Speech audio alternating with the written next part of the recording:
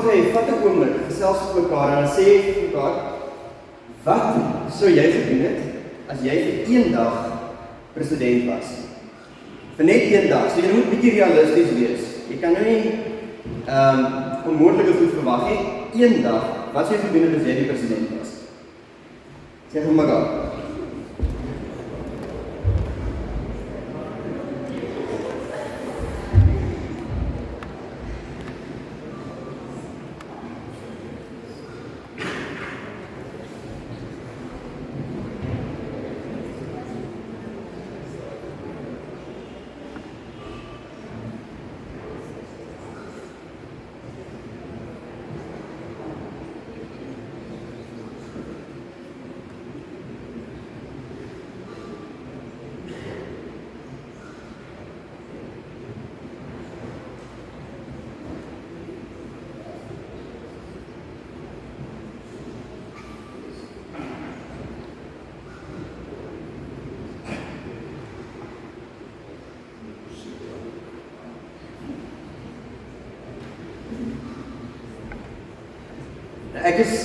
Ek is eerlikwaar baie nuuskierig om te hoor wat julle sê. Ek is veral nuuskierig om te hoor wat Dani sal sê, om eerlik te wees. Maar kom ons hoor, enigiemand wat wil deel. Wat sê jy gedoen het, as jy vir 'n dag lang president was? My ma sê die beste is as ek dadelik bedank. Dadelik bedank. Ek dink dis min of meer eintlik meeste van ons se antwoord. Maar kom ons hoor nog. Wat sê julle gedoen het met 'n dag van president wees? Korrupsie vasgevat het. Ek is baie dankbaar iemand sê dit. Verseker. Nee, ek dink dis 'n groot behoefte. Ek bedoel ons kan later uitfigure hoe ons dit sou gedoen het, maar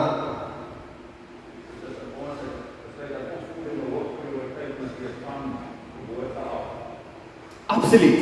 Definitief meer klem sit op opvoeding. Hooplik 'n bietjie budget ook losmaak daarvoor en sê ons moet jong begin, ons moet hom al die pad deurvat. Wat sê julle nog?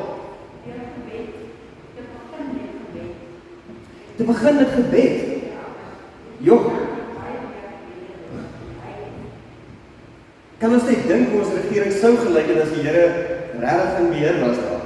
As mense regtig hom vertrou het. En ons het al foto's gesien van Cyril Ramaphosa wat saam met sy kabinet bid. So kom ons hoop daar's 'n verandering aan die kom, maar daar's nog lank baie. Maar ek stem saam. As gebed 'n sterker deel was van alles wat daar gebeur het. Ons kan aangaan. Ons kan sê miskien sou ons die polisie meer betaal het. Miskien sal dit 'n paar probleme vir ons oplos. Onderwysers meer betaal en dit is 'n bietjie meer van 'n aansien werk maak. Dat ons nog meer ondersteuning daarvoor kan kry.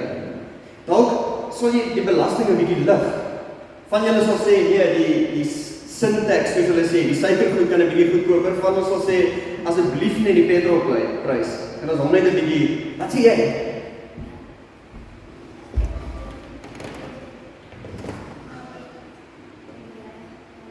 Met die Here gepraat het.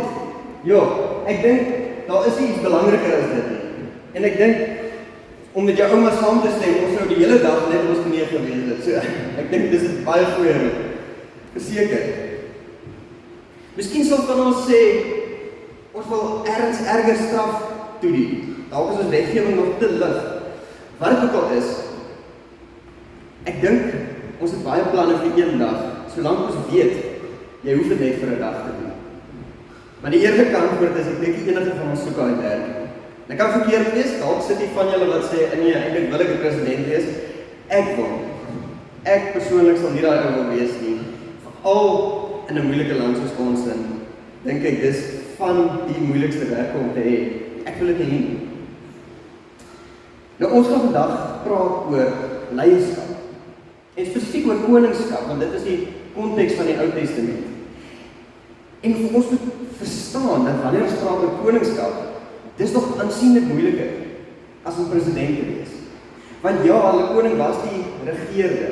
Hy was die een wat die besluite moes neem, hy is die een wat die wette moes instel en toepas, maar hy was ook meer as dit. Hy was ook die hoof-ekonoom. Hy moes besluit waar die land se geld gaan. Hy was ook die generaal en baie keer die voorvegter. So hy is die ou wat self moet besluit hoe die oorlog gaan, teen wie mens oorlog maak, hoe dit gebeur en self beklei het. En hy was ook die regter gewees. Al die moeilikste sake in die land het hulle na die koning toe gebring om te besluit wat moet daarmee gebeur. So as ons dink president wees is moeilik, om koning te wees is nog aansienlik moeiliker. Ons lees vandag Psalm 72. En dis 'n psalm wat gaan oor koningskap. Dis 'n psalm wat waarskynlik 'n klomp keer gelees was of voorgebid was as daar 'n nuwe koning aangestel is. So, ons gaan hom vandag saam lees, hy is hier voor op die bord ook, en julle sal sien, die eerste woorde sê van Salomo. Nou daar's baie mense wat sê nee, eintlik sê vir Salomo, en as by vers 20 kom, sê julle aan dalk sien hoekom, maar dis waarskynlik van Salomo. Dis waarskynlik dat Salomo hierdie psalm geskryf het, dis 'n lied. En dis baie moontlik dat hy dit geskryf het vir homself. Eerstens, en dan vir die konings wat na hom gekom het. Want soos ons weet, dalk sal weet, Salomo was 'n ou wat nie wou koning wees nie. Of hy was ten minste baie bang gewees om koning te word. Hy het gesê, ek is nie gereed hiervoor nie. Ek sien nie kans hiervoor nie. En dan natuurlik die hele amper onderhandeling met God wat vir hom vra, wat wil jy wees? Wil jy gewild wees, wil jy ryk wees, of wil jy wysheid hê? En dan kies hy die wysheid. En dan gaan sy storie vandag aan, en ons sal net ook terugkom by Salomo se storie ook. Maar hy skryf hierdie as 'n gebed en 'n lied, en is iets wat van hom af na volgende konings toe ook gaan. So ek lees ons van vers 1 af. Dan sê dit, leer tog die koning, o God, om te regeer volgens u wil. Leer die koning om die reg te handhaaf, soos u dit wil, sodat hy regverdige beslissings oor die volk sal vel, en aan die verdruktes reg laat geskied. Laat berge en rande hulle verbly oor die vrede en die reg van die volk. Laat die koning die reg van die verdruktes onder die volk beskerm. Laat hy armes te hulp kom en verdrukkers verdrysel. Sodat die mense u kan dien, solank as die son en die maan daar is, van geslag tot geslag. Mag die koning vir sy mense wees soos die reën vir die plante, soos swaar reëns wat die aarde deurdrink. Mag die reg onder sy regering floreer en mag daar vir altyd groot voorspoed wees. Mag hy heers van see tot see, van die Efraat af tot in verre lande. Mag die woestynbewoners voor hom kniel en sy vyande voor hom in die stof kruip. Mag die koning van Tarsis en die kuslande geskenke bring, die konings van Seba en Seba aan hom belasting betaal. Mag alle konings voor hom buig en al die nasies hom dien. Hy sal die arme red wat hom hulp roep, die verdrukte en die wat geen help het. Hy sal hom oor die swakke en behoeftige ontferm, die lewens van die arme mense beskerm.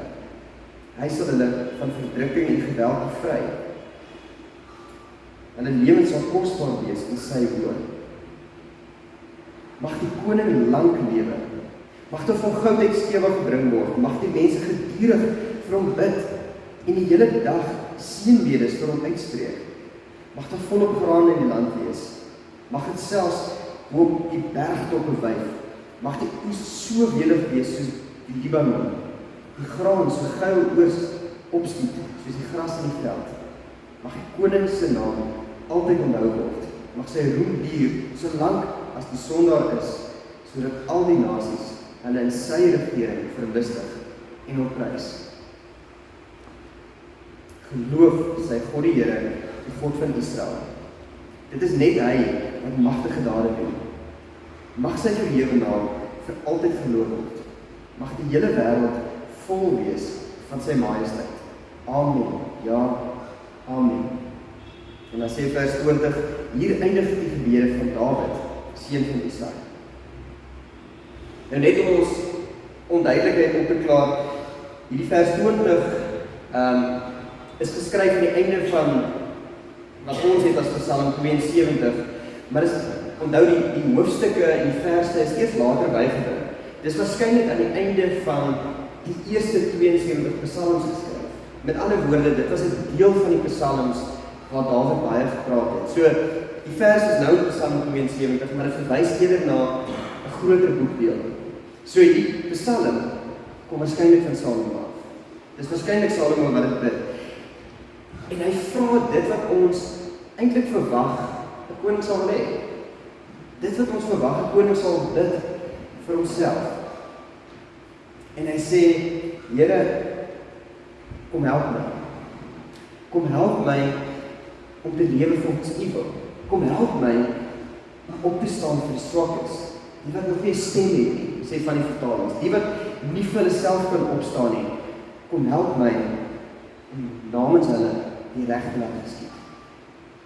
Nou as ons dink 'n president, as ons dink aan 'n president as iemand wat opstaan vir die swakkes, vir die siekes, vir die kinders, vir die wat nie vir hulle self kan opstaan nie, dan sal meeste van ons sê, maar dit klink vir ons goed. Dis wat ons wil hê. Moenie vir ons 'n koning gee wat net daar is vir die ryk mense nie. Moenie vir ons 'n koning gee wat net daar is vir homself nie. Geef vir ons 'n koning, geef vir ons 'n president wat regverdig is, wat opstaan vir die swakkes. Dis 'n ou vir wie ons respek sal hê. En daai waarheid is 'n waarheid. Dis 'n waarheid wat deur die geslagte oor en oor waar is. En dis ook hoekom Salomo sê, maar gee my daai tipe koningskap. Want dis die tipe koningskap wat gaan hou. Dis die tipe koningskap waarna mense vir eeue nog na gaan opkyk en sê, dis wat ons wil wees. Dis die tipe leier wat ons wil wees, dis die tipe leier wat ons wil hê. En as 'n stuk van Salomo se storie wat dit wel waar is. Ons ken die storie van sy wyse uitsprake waar hy gedoen het dit wat gedoen moes gewees het. Maar ek ken ons ook 'n stuk van Salomo se storie waar dit verander.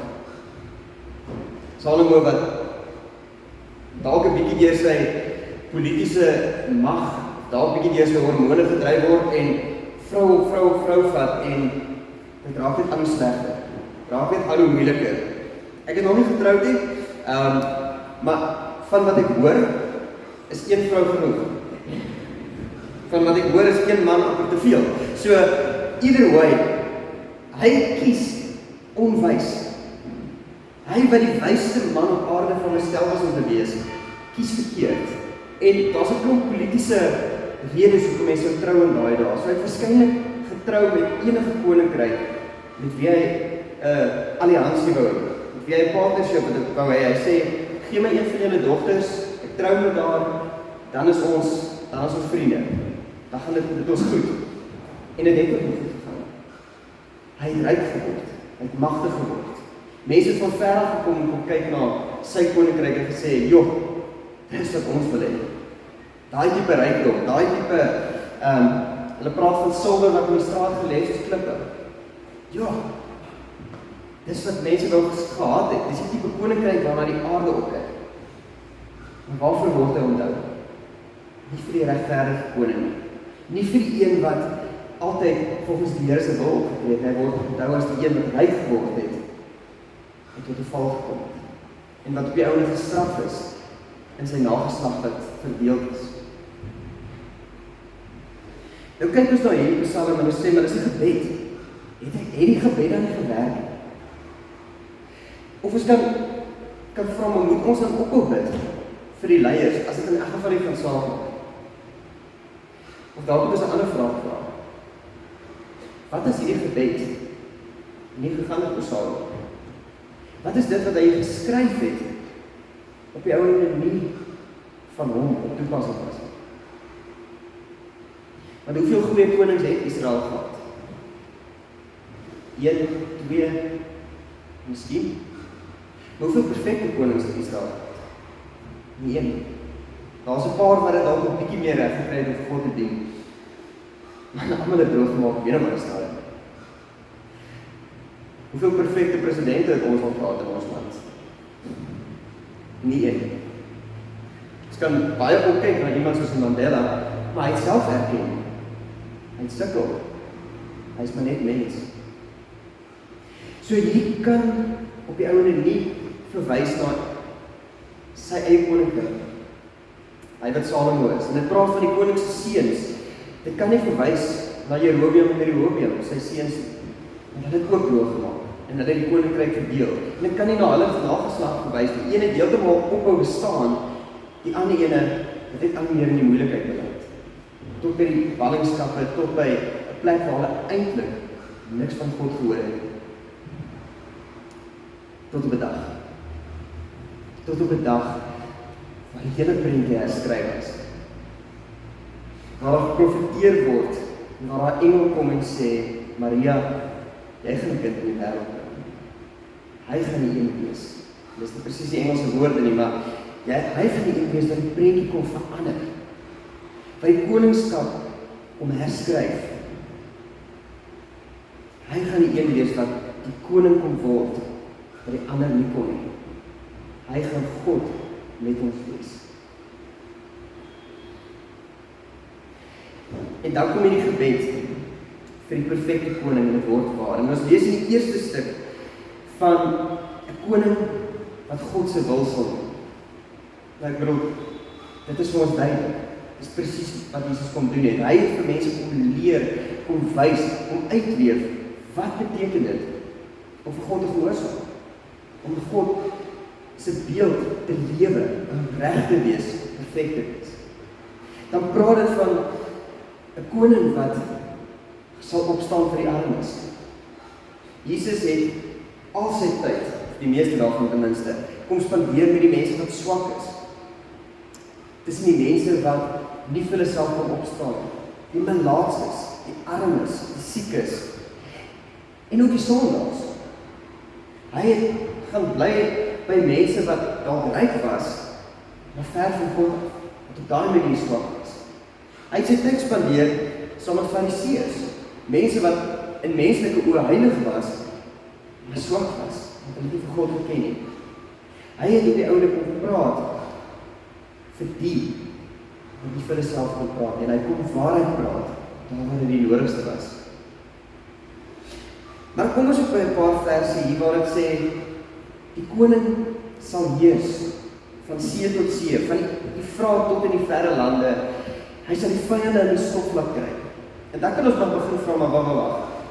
Ons weet dis nie die tipe koning wat Jesus was nie. So is net sekere van hierdie verse op hom van toepassing en ander nie. Ek dink mens kan dit so lees. Maar ek dink ook ons hoef nie. Want die koninkryk wat Jesus kom bring het, lyk anders as ander koninkryke. Maar nog steeds is dit 'n koninkryk wat die vyande in stof wat rondkry. En dit het begin by die slang, die duiwel, en dit het by hom geëindig ook. Jesus het die dood kom oorwin. Hy het magtige nasies gesien kom en gaan, maar sy koninkryk het net aanhou groei. Sy koninkryk het al hoe wyer gegaan, tot op plekke waar mense gesê het, hier sal dit nooit wees nie. Tot in plekke waar die kerk onderdruk word, vandag nog, waar mense sê, die kerk gaan nie hier wees nie. Daar groei die kerk, aanhoudend, en Jesus maak eintlik 'n bespotting van die mense wat sê dit kan nie. Jesus se koninkryk hou aan groei in plekke waar dit die nodigste is. En hy oorwin. So ek dink daai verse praat ook van Jesus. Dalk net op 'n ander manier as wat Salomo dit gesien het, op 'n ander vlak as wat hy gedink het dit gaan wees. Gaan aan en praat oor 'n koning wat die armes red, die verdruktes help, wat hulle bevry. Bevry van meer as net verdrukking, bevry van sonde. En dan praat het van 'n koning wat vir God sal verheerlik. Die verheerliking wat Jesus kom haal het, lyk nie soos wat die Ou Testament ingesien het. Hulle het gedink God gaan verheerlik wees as Israel die dag die sterkste is. As Israel die dag die rykste is, as Israel die dag oorwinning het, dan word God verheerlik. En daar's tye waar God dit self so bewerk het in die Ou Testament. Maar dit was nie sy uiteindelike plan. Sy uiteindelike plan was om te sê, God gaan verheerlik word aan 'n kruis. Hy gaan verheerlik word op 'n plek waar almal dink hy is vernietig. En 3 dae later staan hy op. En daai hoop is nog nooit weer uitgedoof. Daai lig wat hy gebring het, kon die wêreld nie uitdoof nie. Dis hoekom ons hier is. Ek en jy, ons is 'n teken van daai hoop. Ons is 'n draer van daai hoop. Ons is deel van 'n koninkryk wat aan bestaan. As ons praat van die Epifanietyd, dis nou die tyd van die jaar waarin ons is in terme van die kerk, dan is dit 'n tyd waar God homself kom openbaar. En in Psalm 72 is daar 'n voorskou, 'n openbaring van Jesus. Ons ken die volle prentjie. Ons is bevoorreg wat dit aan betref, om 'n tyd te leef waar ons vir Jesus ken en kan sien wat hy aan die doen is. Maar ons moet vir onsself ook nou 'n vraag vra. Wat doen ons nou as konings van kinders? Wat doen ons in die tyd waar ons leef? Bid ons nog vir ons regering? Bid ons nog vir ons leiers? Want die Bybel sê tog, ons leiers wat ons vandag het, is ook deur God aangestel. En dit lyk dalk vir ons so nie, en ons voel dalk nie so nie. Het is moeilik om te sien hoe 8 jaar van Zuma-tyd God gegewe is, maar dis wat die woord vir ons sê. En as ons bid, wat bid ons? Bid ons vir 'n koning wat die reg laat geskied. Bid ons vir 'n koning wat opstaan vir die swakes. Bid ons vir 'n koning wat God se koninkryk laat kom en wat vir God die eer bring. Of bid ons vir 'n ou dat hy asseblief net verwyder sal word. Bid ons dat hy asseblief net vervang sal word met iemand anders, want hy kan nie 'n leier van God wees nie. Ek dink ons moet ons eie gebede begin heroorweeg. Ek dink ons moet self begin vra, hoorie, bid ek reg vir die mense wat my leier is? En dis nou presidente, maar wat van jou plaaslike leier? Jou baas? Jou uitvoerder? Die ou wat by die scepter kom swaai oor wie jou boerdery moet doen? Wat van die ou wat by jou bestuurder is? Wat van die persoon wat jou skoolhoof is, of jou onderwyser, of jou leerlingraad? Wat van jou gesinshoof? Dalk jou familiehoof, een of ander oupa of 'n ouma wat nog sterk invloed het. Hoe bid ons vir die leiers in ons eie lewe? Bid jy dat die Here hulle sal kom stil maak, of bid jy dat die Here hulle sal kom verander? Bid jy dat die Here hulle sal kom straf, of dat die Here hulle sal kom oprig? Bid jy dat hulle sal moeilikheid tref, of bid jy dat dit met hulle sal goed gaan? Een van hierdie twee is 'n Bybelse gebed, en een van hulle is 'n menslike gebed. Waarmee is jy besig?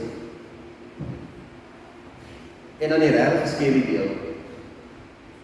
Wat bid jy vir jouself? Want jy is 'n leier.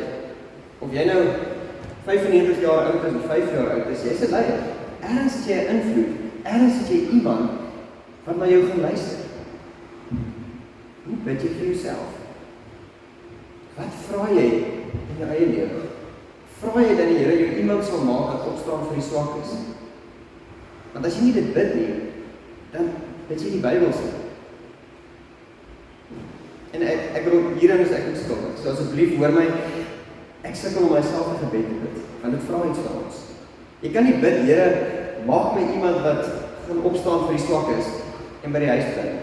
Daai twee pas nie by mekaar nie. Die enigste manier hoe jy dit kan uitleef, is om jou hande vuil te maak. Is jy iemand wat bid, Here, maak my iemand wat God se koninkryk wil kom, nie my eie nie. Of bid jy vir jou eie koninkryk? Een van die twee gaan jou hande moet vuil maak. Is jy iemand wat bid, Here, help my om U te verheerlik, nie myself. Of is jy iemand wat bid, Here, laat mense tog net beter dink van my. Een van die twee is Bybels. En een van die twee gaan die vra vir jou.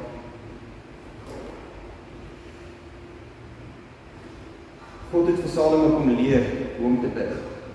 Op 'n manier wat hy dalk self nie verstaan het. Jesus het gekom en kom mens word vir ons om te sien hoe dit lyk. Wat dit beteken om te bid, soos wat ons moet. Die Heilige Gees is vandag binne jou. En hy karring aan jou, of jy dit nou ignoreer of nie, hy karring aan jou om die regte gebed te bid. Die wat vir hom verheerlik. Is Is jy bereid om te bid? Vir ons landsleiers, vir ons dorpse leiers, vir jou leiers in jou eie lewe en vir jouself. Is jy bereid om te bid tot wat op God se hart is? Wie volg jy? Wie is jou koning? En wat die tipe koning, wat die tipe leiers het? Kom ons bid saam.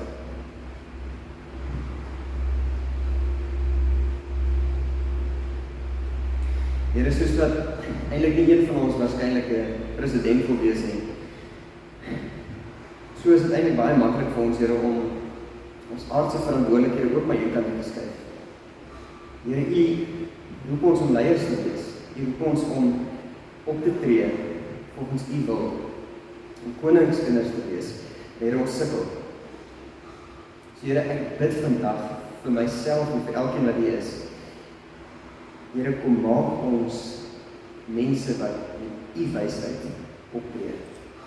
Kom maak ons mense wat opstaan vir die swakkes, vir die siekes, vir die armes, vir die wat onderdruk word, vir die wat onregverdig behandel word. Here, kom maak ons mense wat U koninkryk laat kom. En Here, is ons eie. En Here, kom maak ons mense wat alles doen om U naam groot te maak. Nie ons eie nie. En Here, as ons eie ego of ons eie selfbeeld nog in die pad van kom, maak ons stil. En dat ons ons selfvertroue vind in die feit dat ons U kinders is, nie wie ons is, Here. Ag, en dankie, Here, vir die wonderlike voorreg wat ons het om U kinders te wees. Laat ons dit as 'n lig uitdra, laat ons vir mense hoop bring, soos wat U dit gedoen het. Ons bid dit in die naam van Jesus Christus. Amen.